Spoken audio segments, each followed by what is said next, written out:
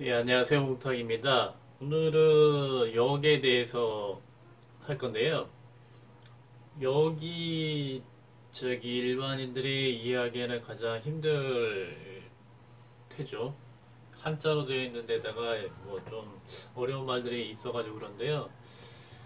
이번에는 먼저 여기에 대한 개괄적인 거 그걸 하고요. 그 다음에 8개는 다음 시간에 하겠습니다.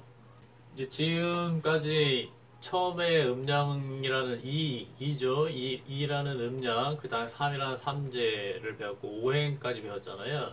그러면 요것들이 뭉뚱그려져 가지고 이루어지는 소우주, 대우주, 요런 거를 이제 태극 또는 저는 소우주라고 하는데요. 그것이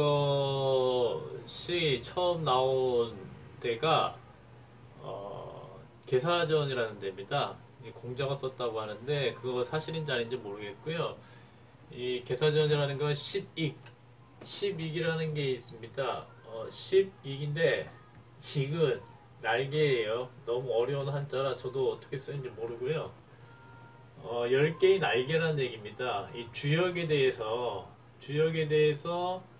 주역이 너무 어려우니까 해설서죠. 해설을 해준 건데 이거를 공자가 지었다라고 하는데 요새는 여러 사람들이 그 여러 시대를 거쳐가지고 만들어졌다 이렇게 보는 시각이 좀 더 우세합니다. 저도 이걸 다 공자가 지었다고 생각 안 하고요. 왜 안 하냐면 공자는 나중에 말년에 그 세상 주유하다가 자기의 뜻을 펼치지 못해가지고 이제 고향으로 돌아오잖아요.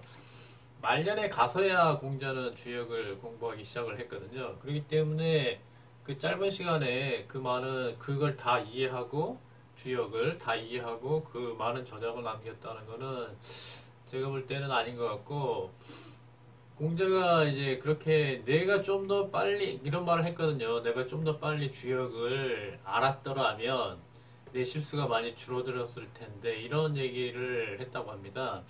그렇기 때문에 시백을 공자가 지었다고 하는 건 좀 무리가 있는 것 같습니다. 거기에는 이런 말이 있습니다.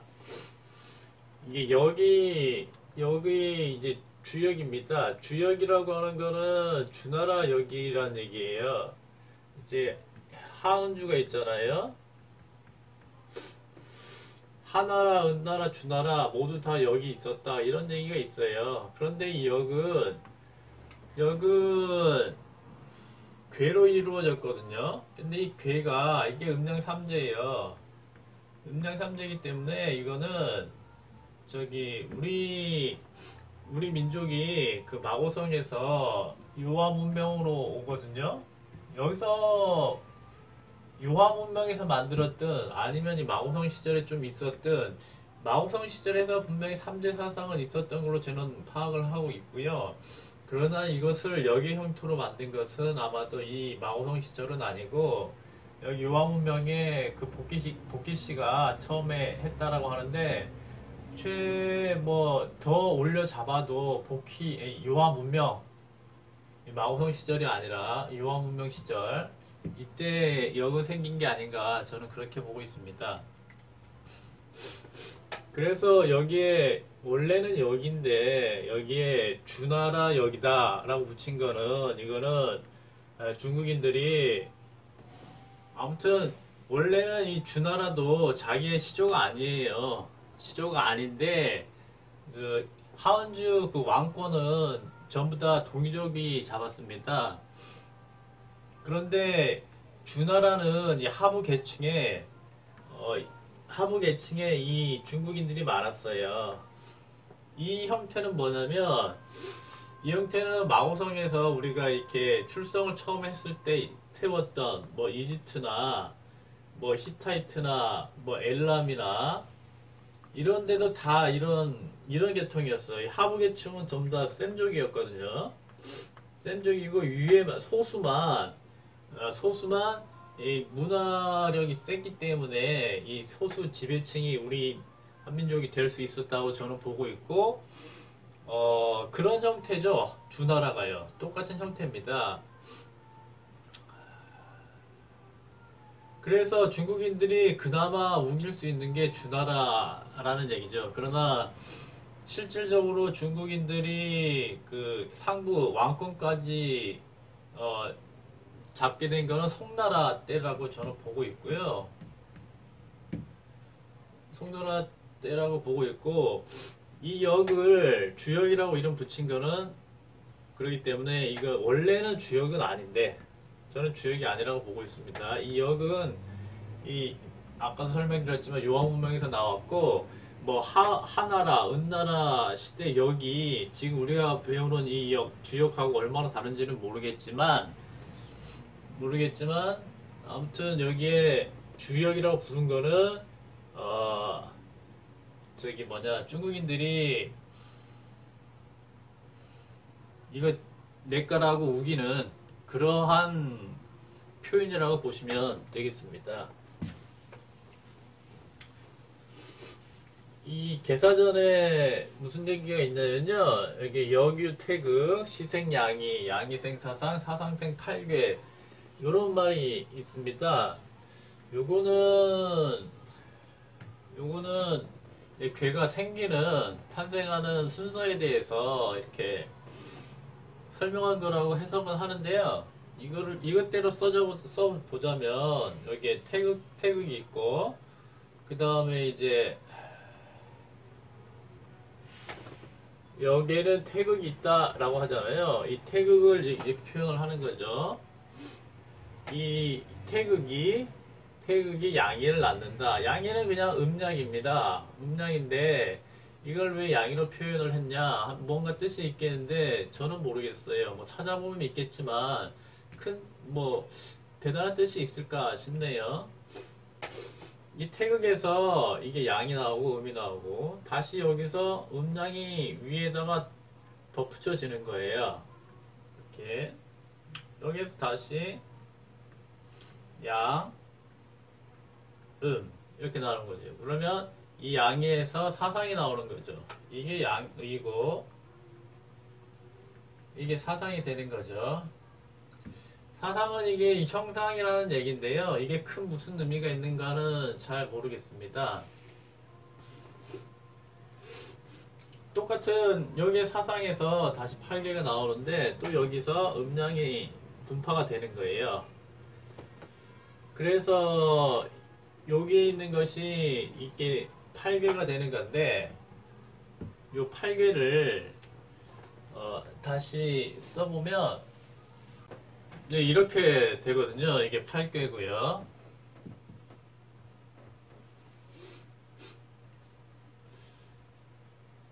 여기에 이 8개가 하나 더 얹어지거든요.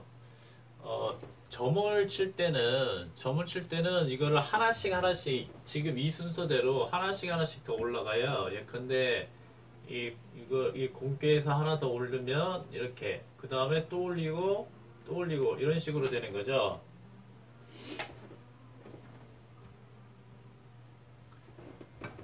그래서 여기서 이 공께로 그냥 봅시다. 그러면 이게 8꾀고 이게 8꾀잖아요. 이걸 소선꾀라 그래. 8꾀를 소선꾀라고 합니다. 작게 이뤘다 이렇게 해가지고 소선꾀. 이것도 소선꾀죠. 소선꾀 두 개가 이제 합쳐지면 이제 대선꾀가 되는 거예요. 즉 64꾀죠. 64개. 이거 여기에다가 다 위에를 얹을 수 있는 경우의 수가 64개가 나온다는 얘기입니다. 여기에서 괴라고 하는 거는 이거는 이치가 걸려있다 뭐 그런 뜻이라고 합니다. 이치가 걸려있다 그래가지고 괴를 쓰는 거고요. 자, 이렇게 괴가 이게 나온 거거든요. 이렇게 나왔잖아요. 그러면은 주역의 구조가 어떻게 되냐면요, 다시 그러면 예를 하나 들어서요, 책에 나와 있는 거를 예를 들게요. 저도 64개까지는 지금 모르고요, 잘. 이제 요거 그 부도지까지 설명을 마치면 그때부터는 64개를 좀 공부하려고 하고 있습니다. 이게 64개거든요. 이걸로 읽을 때는 어떻게 읽냐면요. 이 위에 것이 수개예요. 수고 몇 개거든요. 그래서 이거는 수, 레, 이게 둔이랍니다. 수레 둔. 이게 수잖아요. 레, 둔. 이 밑에가 근본이 돼요. 얘가 체가 되고요. 얘가 용이 돼요. 그래서 쓸 때는 밑에서부터 위로 읽는데 읽을 때는 위에서부터 아래로 읽습니다. 그러면 주역에 이렇게 설명이 어떻게 되냐면요. 처음에 이게 괴잖아요. 술에 둔 괴예요. 술에 둔 괴. 그러면 이 괴에 대한 설명이 나와요. 설명. 그걸 괴사라 그럽니다. 괴사. 그 다음에 이거 하나하나. 획 하나하나를 효라 그러거든요. 효. 이 효가 이 효가 아니고 효가 이렇게 되네요. 이렇게. 그러면 요 효에 대한 효 하나하나에 대한 효사가 나와요.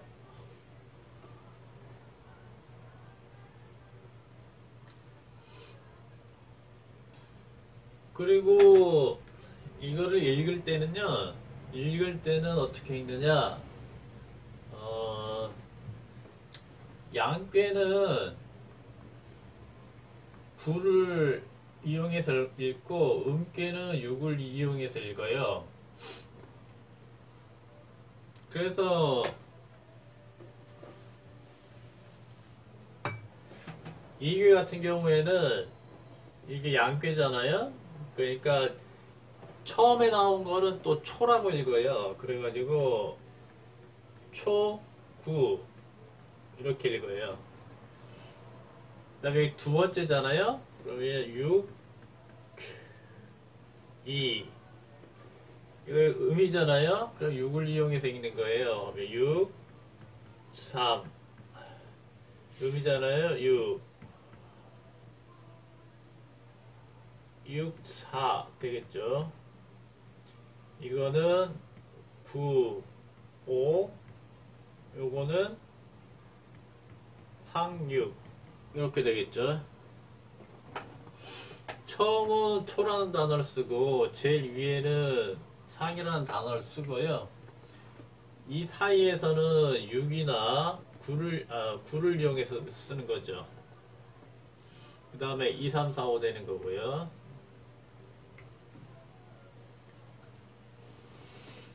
이렇게 이해하시면 되고요. 그리고 점을 치는 방법은 너무 복잡하고 그렇습니다. 그런데 이 핵심은 주역의 핵심은 점을 칠 때 핵심은 제가 볼 땐 이래요. 그 율려나 이 율려 같은 선에서 나온 거거든요. 이 주역이요. 선은 처음에 뭐 설명을 드렸지만은 이 대우주하고 하나가 되는 거예요. 이 하나가 되면서 이제 외부의 기운에 의해 가지고 자기의 의식은 없는 채 의식을 가급적 배제하고 즉 생각이 없는 자리라고 그 타노스님이 하셨나 아무튼 그 생각이 없는 자리라는 말의 근원이 처음 누가 쓰셨는지 모르겠지만 아주 적합한 단어라고 생각을 하고 생각이 없는 자리라는 거는 의식이 끊어진 자리. 의식이라는 거는 자기가 의도하는 거. 의식적으로 뭔가를 하잖아요. 제6식인 의식이 끊어진 자리. 그 자리에 되면은 7식이 말라식으로 들어가는 거고 8식 아래야식까지 들어갈 수 있는 거거든요. 그렇게 되면은 이 외부에 있는 기운과 뇌가 하나가 되는 거예요. 하나가 되면서 괴를 뽑을 때 내가 뽑는 게 아니죠. 결국은 의식적으로 뭘 뽑는 게 아니고 외부의 기운과 하나가 돼가지고 어떠한 다른 좀 더 이제 상위 계층의 상위 레벨의 어떤 기운에 의해 가지고 그냥 뽑히는 거라고 저는 보고, 그 단계에 들어가기 위해서는 자기의 의식을 놓을 수 있는 정도의 경지에 이른 사람, 그런 사람이 그거를 해야 자기의 의지가 개입되지 않고 아는 그 팔식의 말라식에 있는 그 정보에 의해 가지고 이것이 뽑히게 돼야 그 전궤가 맞는다 라고 저는 보고 있습니다. 자, 이렇게 돼 있잖아요. 누구는 다 아시겠죠? 그러면 이거를 이 괴가 있다 라고 치죠. 그러면 이 괴가 도대체 뭘 형성한 것이냐, 그걸 알아야 되는 거거든요. 왜냐하면 이 64개라는 것이 이 뭐 떨렁 뭐 그냥 이거 그냥 무슨 그림이 아니란 얘기죠. 제 얘기는 이건 만약에 주역이라는 것이 우주의 이치를 말하는 책이라면 당연히 우리가 일상생활에서 볼 수 있는 물리현상, 물리량 이런 것도 괴로 표현이 돼야 된다는 얘기죠. 그게 제가 말하고자 하는 핵심이고, 그렇게 돼야지만 그게 이치로서 의미가 있다라고 저는 생각을 하고요. 그렇기 때문에 이거를 아주 어렵게 다가가기보다 좀 합리적이라고 해야 되나? 그냥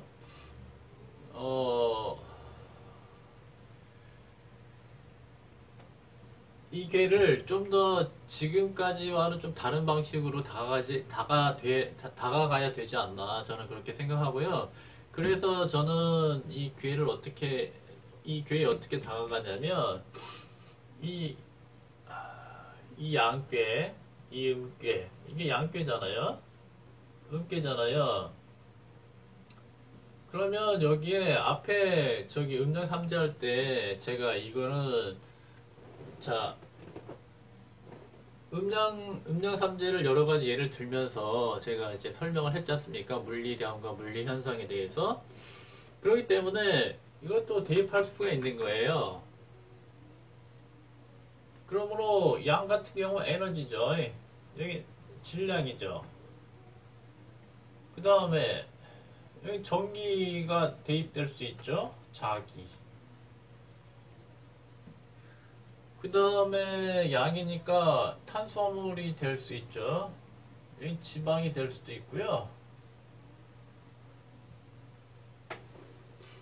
그 다음에 뭡니까? 전자, 원자의 기체, 고체, 이런 식으로 이렇게 해나갈 수 있다는 얘기죠. 이런 것들이 쌓여있는 모습, 구조죠. 이것들이 이제 혼합되어 있는 모습이라고, 구조적으로 혼합되어 있는 모습이라고 일단 저는 생각을 하고 이제 8궤를 이제 풀 겁니다. 네, 이렇게 괴를 이렇게 볼 수 있다는 것이 제 주역에 대한 관점이고요. 이거에 대한 구체적인 거, 그거는 다음 시간에 하겠습니다. 감사합니다.